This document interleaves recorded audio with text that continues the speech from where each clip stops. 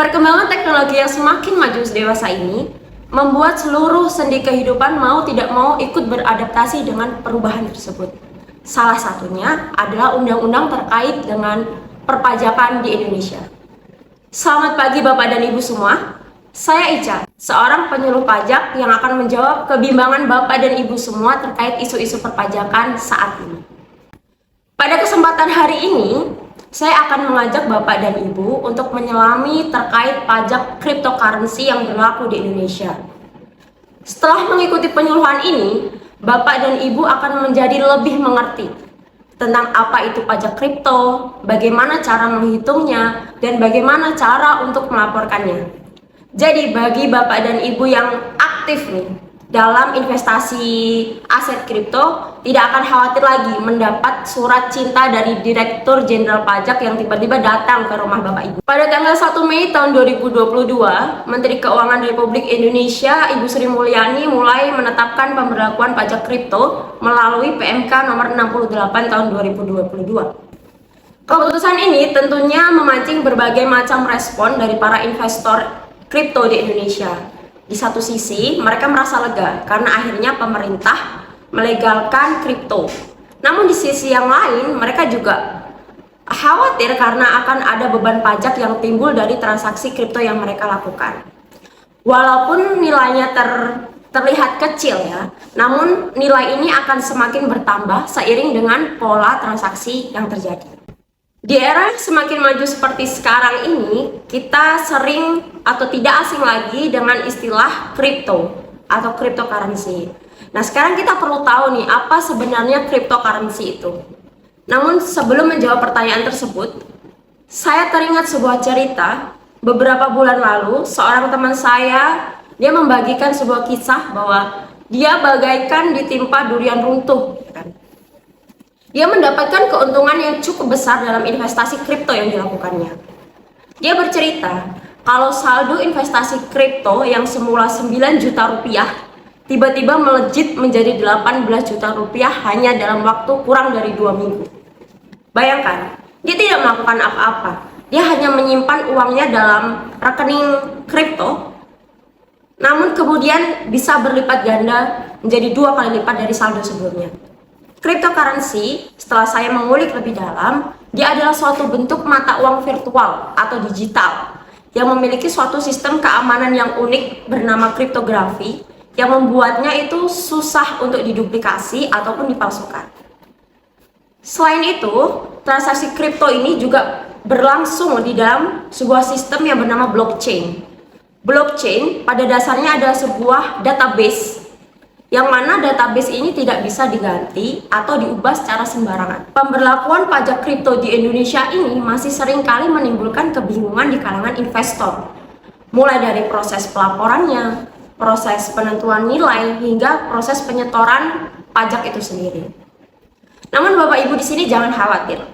Bapak dan Ibu mungkin akan menemukan jawaban atas pertanyaan-pertanyaan tersebut setelah kita menggali lebih dalam terkait dengan pajak cryptocurrency yang berlaku di Indonesia.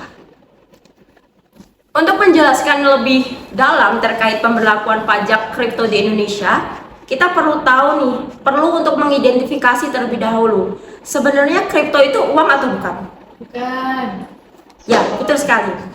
Kripto bukanlah uang karena dia bukan merupakan alat tukar sah yang berlaku di Indonesia. Undang-undang kita memandang kripto itu sebagai suatu komoditas yang karena sifatnya, maka dia dikenai pajak sebagai barang kena pajak tidak berwujud. Pajak kripto itu dikenakan atas penyerahan aset kripto oleh penjual. Kemudian yang kedua adalah jasa penyediaan sarana elektronik yang digunakan untuk transaksi aset kripto.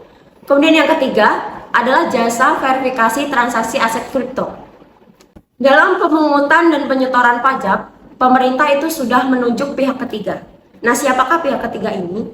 Pihak ketiga ini adalah penyelenggara perdagangan melalui sistem elektronik atau PPMSE yang meliputi exchanger dan juga e-wallet. Implementasi pajak kripto di Indonesia ini sudah memberikan implikasi yang cukup signifikan terhadap penerimaan pajak di Indonesia.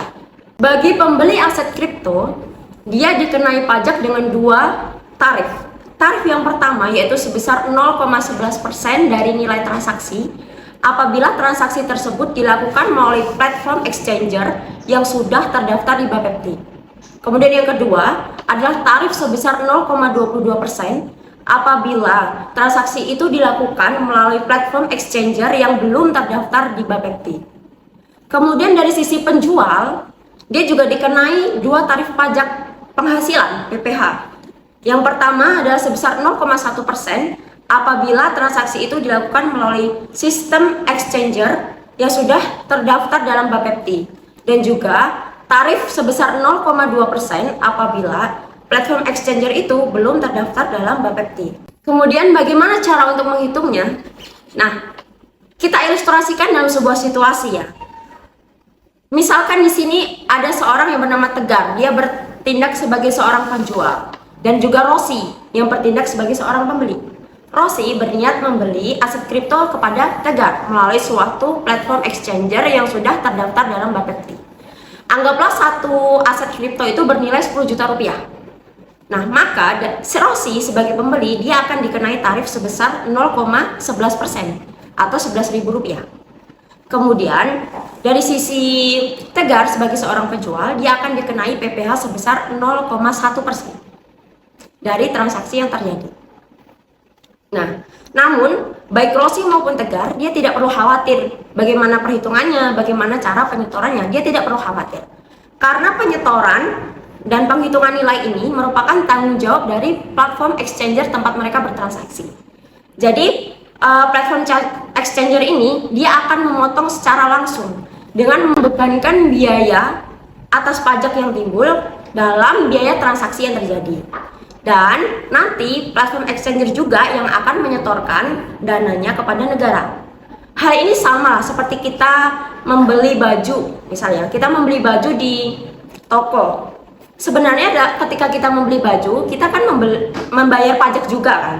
Namun kita tidak berasa itu membayar pajak karena beban pajak yang kita tanggung sudah diakumulasikan dalam harga yang kita bayarkan. Walaupun pihak penjual dan pihak pembeli tidak menyetorkan pajak itu kepada negara, mereka tetap wajib untuk melaporkan pembayaran atau penerimaan atas transaksi yang mereka terima melalui SPT tahunan. Namun Bapak Ibu tidak perlu khawatir.